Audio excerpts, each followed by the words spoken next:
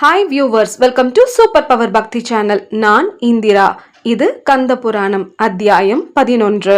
போன அத்தியாயத்துல சப்த ரிஷிகள் ஹிமவானுடைய மகளான பார்வதியை ஈசனுக்கு பெண் கேட்டு சென்று திருமண பேச்சுகளை நடத்திவிட்டு சென்றனர். அவங்க போனதுக்கு அப்புறம் ஹிமவானுக்கோ அளவற்ற மகிழ்ச்சி.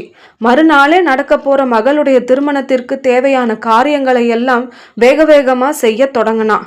அதுக்கு முதல்ல தட்சன்னா மர ஆச்சாரி. தேவதச்சன் ஆகிய விஸ்வகர்மாவை அந்த கணமே பார்க்கணும்னு மனசுல நினைக்கிறான். உடனே விஸ்வகர்மாவும் ஹிமவானை பார்க்க அரண்மனைக்கு விரைந்து வந்து சேர்ந்தான். ஹிமவான் அவனை பார்த்ததும் அவனை வரவேற்று, விஸ்வகர்மா, கைலாயத்தில் வீற்றிருக்கும் மகாதேவனுக்கு என்னுடைய குமாரத்தி பார்வதியை திருமணம் செஞ்சு கொடுக்க போறேன். நாளைக்கு தான் அந்த திருமண வைபவம். 30 முக்கோடி தேவர்களும் மற்றும் உள்ளோரும் அந்த கண்கொள்ளா காட்சியை காண்பதற்காக வரப்போறாங்க. அதனால இந்த நகரையே நீ அமராவதி மாதிரி ரொம்ப அழகா அலங்கரிக்கணும் அப்படின்னு சொன்னான். தேவதச்சனும் ரொம்ப மகிழ்ச்சியோட அவனுடைய பணியை ஆரம்பித்தான். மலை உச்சிகள்ல உயர்ந்த கோபுரங்களை கொண்ட மண்டபங்களையும் அரண்மனைகளையும் நிர்மாணித்தான். விசாலமான வீதிகள் அமைக்கப்பட்டன. அந்த வீதிகளுக்கு 2 புறமும் நிழல் தரும் மரங்களும், வழியெங்கும் வாழை மரம், பாக்கு மரம், மாவிலை தோரணங்கள், ஒளிசிந்தும் மணி மாலைகள் இவைகளால் அலங்கரிக்கப்பட்டன. அங்கங்கே மண்டபங்களும் நாடக சாலைகளும் யாக சாலைகளும் தேர்ச்சாலைகளும் அமைக்கப்பட்டன. விருந்தினர்களா வரப்போறாங்க இல்லையா, தேவர்கள், முனிவர்கள், சித்தர்கள், யக்ஷர்கள், கந்தர்வர்கள், அப்சரசுகள், கிண்ணறர்கள், இவங்க எல்லாருக்குமே ஒவ்வொரு பிரிவினருக்கும் தனித்தனியாக அழகிய இடங்கள் அமைக்கப்பட்டன. நகரை சுற்றிலுமே 4 புறமும் பெரிய பெரிய மதில்கள், மதில்னா சுவர், பெரிய பெரிய மதில்கள் 4 புறமும் அமைக்கப்பட்டன. ஒவ்வொரு புறமும் நுழைவாயிலும் அமைக்கப்பட்டது. இப்படியெல்லாம் அலங்கரித்த பிறகு அந்த நகரமே திருவிழா கோலத்துடன் காணப்பட்டது.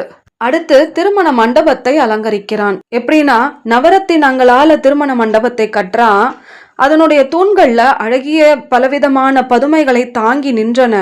முத்து, பவழம், பதுமராகம், வைரம், வைடூரியம் முதலிய மணிகளால் செய்யப்பட்ட மாலைகள் அங்கங்கே தொங்கவிடப்பட்டன. காற்றிலே அவை அசைந்தாடும் போது அதிலே படும் ஒளியானது பலவித வர்ண ஜாலங்களை காட்டியது. எங்க திரும்பினாலும் மகிழ்ச்சி பெருக்கெடுத்து ஓடுற மாதிரி அவ்வளோ அழகா தச்சன் அந்த திருமண மண்டபத்தை அலங்கரித்தான். இப்போ அடுத்தது பெண் வீட்டார் இன்விடேஷன் கொடுக்கணும் இல்லையா. ஈசனுக்கும் பார்வதிக்கும் நடைபெற இருக்கும் திருமணத்திற்கு வந்திருந்து அன்போடு அதை நடத்தி கொடுப்பதோடு தன்னையும் ஆசீர்வதிக்குமாறு ஹிமவான் வந்து இந்திராதி தேவர்களுக்கும் மற்றும் உள்ளோருக்கும் இன்விடேஷன் அழைப்புகள் விடுத்தான். சகல லோகங்களிலும் இந்த திருமணத்தை பத்தி தான் ஒரே பேச்சு. அடுத்தது மாப்பிள்ளை அழைப்பு. மறுநாள் பங்குனி உத்திரம். அதிகாலையிலேயே எழுந்து நீராடி புத்தாடை அணிந்து கொண்டு ஹிமவானும் அவனுடைய மனைவியும் அவங்களுடைய உற்றார் உறவினர்களோடு கைலாயத்தை வந்து அடைந்தார். ஈசன் முன்னாடி போய் நின்று அவரை நமஸ்கரித்து விட்டு, பிரபு, இன்னைக்கு ரொம்பவும் விசேஷமான நாள்னு சொல்லப்படுது. எங்களுடைய விஷயத்துல எங்க மேல கருணை காட்டி எங்களுடைய மகளை நீங்க திருமணம் செய்து கொள்ள ஒத்துக்கொண்டது மிகவும் ஆனந்தம் அடைய செய்யும் விஷயமாக எங்களுக்கு இருக்கின்றது. அதனால நீங்க இந்திராதி தேவர்களுடன் என்னுடைய அரண்மனைக்கு வந்து என்னுடைய குமாரத்தியை திருமணம் செய்து கொள்ள வேண்டும் அப்படின்னு பணிவோட வேண்டிக் கொள்றாரு.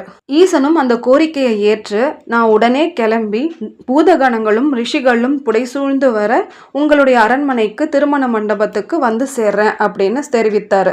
அடுத்து கல்யாணத்துக்கு யார் யாரெல்லாம் வந்திருக்காங்கன்றத பத்தி நம்ம பார்த்துடலாமா. இறைவனுடைய திருக்கல்யாணத்தை பார்க்கறதுக்காக அரண்மனைக்கு துர்கை, காளி, சப்த நதிகள், லக்ஷ்மி, சரஸ்வதி, இந்திராணி, முனிபத்னிகள், தேவமாதர்கள் ஆகியோரும் வந்து சேர்ந்தனர். மேரு முதலான பர்வதங்களும் அதாவது மலைகளும், சப்த சாகரங்களும், நாகர்களும், திக்கு யானைகளும் முன்னதாகவே வந்து சேர்ந்தன. அடுத்து ஈசன் நந்தியை கூப்பிட்டு இந்திராதி தேவர்களும், பிரம்மா, விஷ்ணு, பூதகணங்கள், சிவகணங்கள், ரிஷிகள் இவர்கள் எல்லோரையுமே நான் என்னுடன் அழைத்து செல்ல விரும்புகின்றேன்.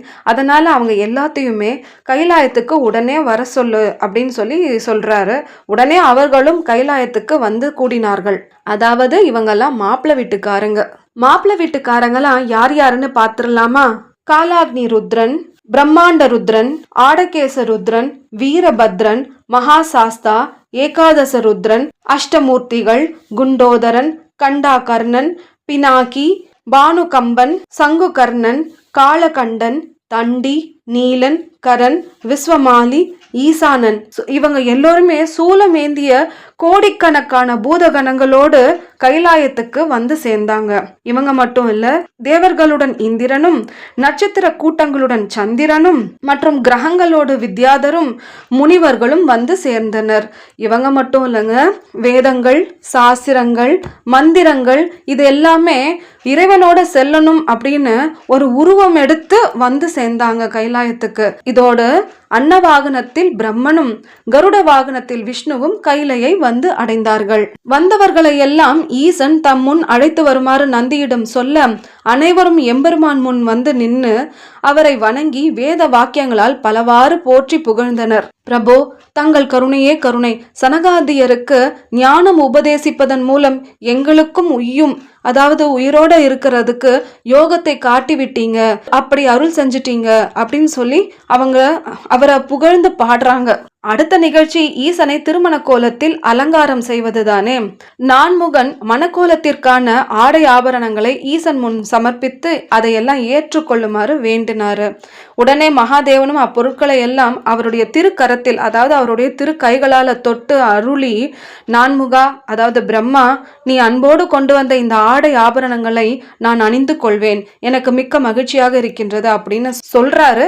உடனேயே அவருடைய திருமேனியில இருந்த அரவங்கள், அதாவது பாம்புகள், எலும்பு மாலைகள் இதெல்லாமே மறைந்து போகின்றன. அதுக்கு பதிலா இந்த நான்முகன் அதாவது பிரம்மன் கொண்டு வந்த பொன்னாபரணங்கள் எல்லாம் அவர் திருமேனி மேல வருது. சோ இந்த பொன்னாபரணங்களை பூண்ட திருமேனியோடு இறைவன் காட்சி தந்தார். அந்த அற்புத காட்சியை கண்ட அனைவருமே ஈசனை போற்றி கொண்டாடினார்கள். அடுத்து திருமண மண்டபத்துக்கு புறப்பட்டு போக வேண்டிய நேரம் நெருங்கியது. இதை உணர்ந்த நந்திகேஸ்வரர் வெளியே போய் பூதகணங்களை எல்லாம் ஒழுங்கு செய்துவிட்டு வந்தான். அடுத்து அங்க இருந்தவங்க இறைவனுக்கு ஆரத்தி எடுத்தாங்க. எல்லோரும் சேர்ந்து ஹரஹரா ஹரஹரான்னு கோஷம் எழுப்பினாங்க. மகிழ்ச்சியோடு சொல்லிட்டு இருந்தாங்க.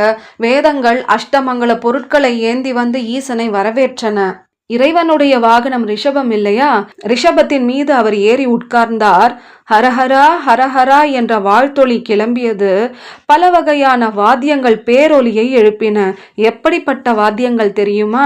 பேரிகை, கொக்கரை, சல்லிகை, கரலிகை, பீலி, சாரிகை, உடுக்கை, மத்தளம், குடமுழா, தபாரி, காகளம், ஊதுகொம்புன்னு எத்தனையோ வாத்தியங்கள் வச்சு பேரொலியை எழுப்புகின்றன. கையிலே ஒரு பொன் பிரம்பை எடுத்துக்கொண்டு நந்திதேவன் முன்னாடி போய் வழிகாட்டிக்கிட்டே போறான். ஈசனுக்கு பின்னாடி பூதகணங்கள் ஈசனுடைய நாமத்தை சொல்லியவாறே அணிவகுத்து சென்று கொண்டிருந்தனர். அங்கங்கே பலரும் கொடிகளும் தோரணங்களும் ஏந்தி கொண்டு போய்கிட்டு இருந்தாங்க. ஈசனுடைய இரு புறங்களிலும் பிரம்மனும் விஷ்ணுவும் வந்துகிட்டு இருந்தாங்க. சூரியனும் சந்திரனும் கவிகை தாங்கினாங்க. வருணன் குளிர்ந்த நீர் திவலைகளை நால் புறமும் சிதறவிடச் செய்தான். இந்திரன் ஆலவட்டம் பிடித்து வந்தான். வாத்திய கோஷங்களும் நாம கோஷங்களும் கேட்பவருடைய செவிகள்ல தேன்பாய செய்தன. தும்புருவும் நாரதரும் யாழ்களில் வேத வாக்கியங்களை பாடினர். முனிவர்கள் பலவித ஸ்தோத்திரங்களால் இறைவனுடைய உள்ளத்தை மகிழச் செய்தனர். இப்படி எல்லோரும் சூழ இறைவன் திருமண மண்டபத்துக்கு, அதாவது ஹிமவானுடைய அரண்மனைக்கு திருமண மண்டபத்துக்கு வந்து அடைந்தார். ஈசனை திருமண கோலத்துல பார்த்த எல்லோரும் எவ்வளவு புண்ணியம் செஞ்சிருக்காங்க. இத கேக்குற நீங்களும் ஹரஹரான்னு கமெண்ட் பாக்ஸ்ல போடுங்க. ஈசனுடைய திருமண கோலத்தை விவரிக்கும் இந்த அத்தியாயத்தை பாராயணம் செய்த நம்முடைய வீடுகளிலும் சுப நிகழ்ச்சிகளும் திருமண நிகழ்ச்சிகளும் அந்த இறைவனே கைகூட வைத்து நடத்தி வைக்க வேண்டும் என்பது என்னுடைய பிரார்த்தனை. இந்த வீடியோ உங்களுக்கு பிடிச்சிருந்தா லைக் பண்ணுங்க, ஷேர் பண்ணுங்க, சப்ஸ்கிரைப் பண்ணுங்க, கமெண்ட்டும் பண்ணுங்க. தேங்க்யூ.